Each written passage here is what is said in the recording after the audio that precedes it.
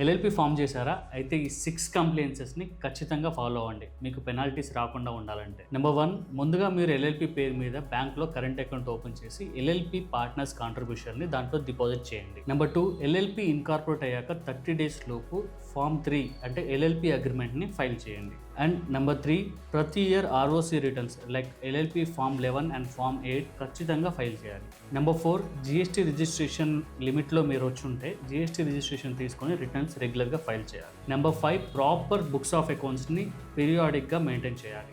Number 6, income tax రిటర్న్ని కంపల్సరీగా file చేయాలి. ఈ కంప్లైన్సెస్లో ఒకటి మిస్ అయినా కూడా ఎంసీఏ నుంచి ఆర్ జిఎస్టీ డిపార్ట్మెంట్ నుంచి ఆర్ ఇన్కమ్ ట్యాక్స్ డిపార్ట్మెంట్ నుంచి నోటీసెస్ రావచ్చు.